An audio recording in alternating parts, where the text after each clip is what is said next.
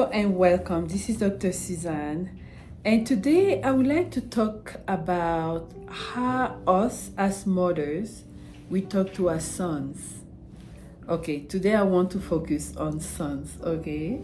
Because mothers are like the light for our sons. Okay, I got inspired by one of my patients today. I've known him since he was a little preschooler, little toddler, and now he is going to be a senior in high school. And when I got to the room, he was pretty down.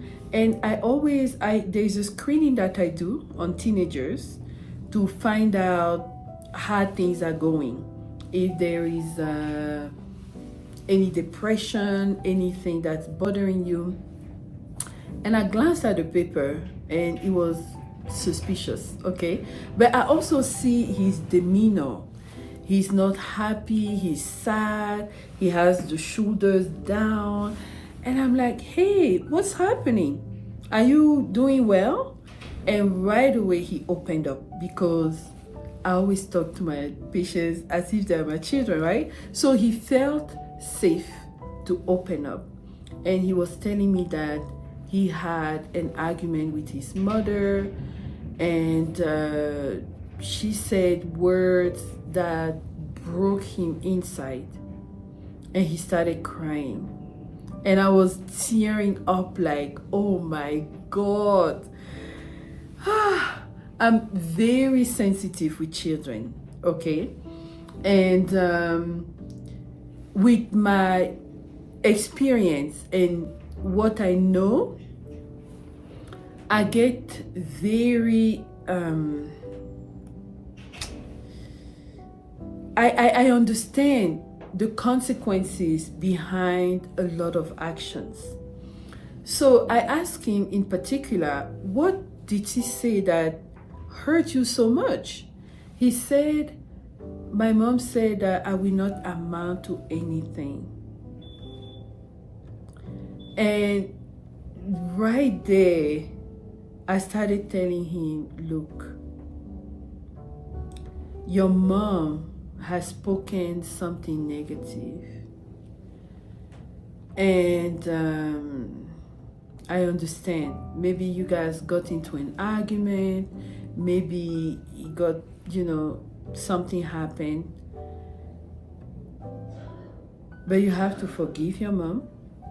You have to take another opportunity to talk with her, tell her how you feel about what happened, and then make it work, okay?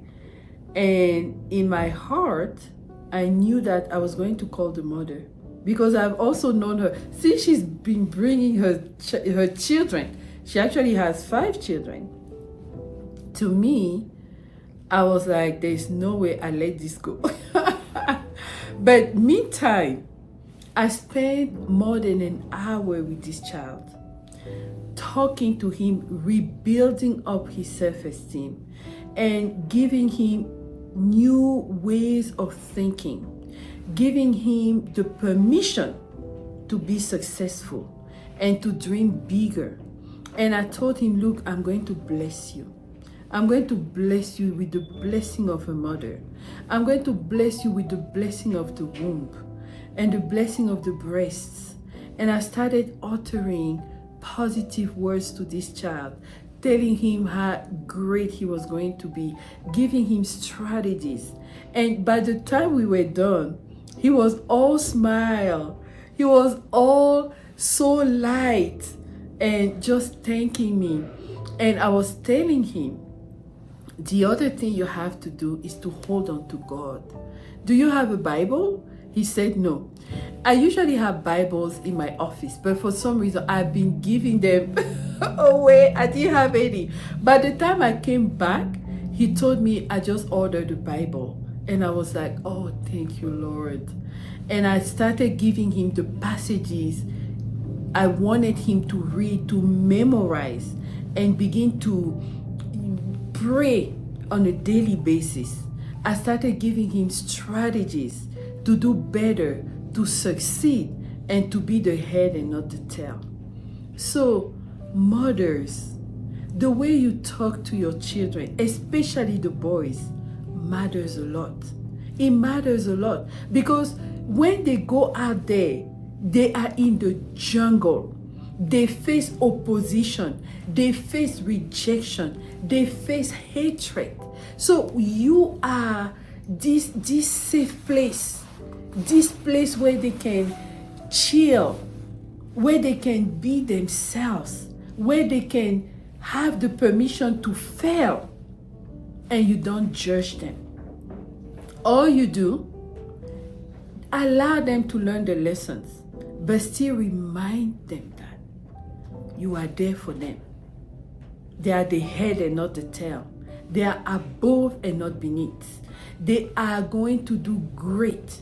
They are going to do well. It doesn't matter who comes against them. They will still do well. You know, my son, I have one son. Okay, so far. So far. What are you saying, Dr. Suzanne? Who knows? I have one son for now.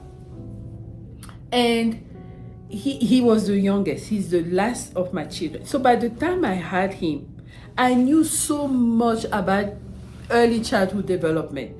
I was training him. I was teaching him. By the time he started talking, like at around 2, he was speaking like a diplomat, like with eloquence, like, oh, so I started teaching him Spanish, French, English. I enrolled him in extracurricular activities. By the time he got to preschool, he was so advanced that he was always a class above. Then when he was 4, he was in the kindergarten class. And the principal at the preschool told me, well, you know, your child is so advanced, he's already learned the material for kindergarten. Maybe you should see if you can have him enrolled in kindergarten early. Instead of waiting another year, try to enroll him this year. He was 4 years, you know, close to 4, not quite 4.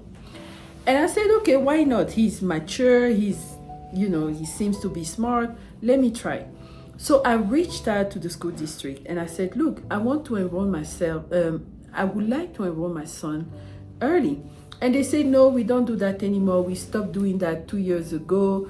Then I asked them, but what are the criteria? What if the child, fits the criteria? They said, no, I don't think it's going to happen, but these are the criteria. We can still give it to you. Okay. I got all the information, and there were certain tests he had to pass, he had to take, and he had to have a certain score. So I started calling, my colleagues, the people who do the testing. I called the Children's Hospital. I called different experts in education, and the appointment were kind of far. But I found this one lady who was even going out of business. That was her last week in business. And she said, okay, you can bring your son and I will test him. I dropped him off in the morning and I picked him up late in the evening, around 5 p.m.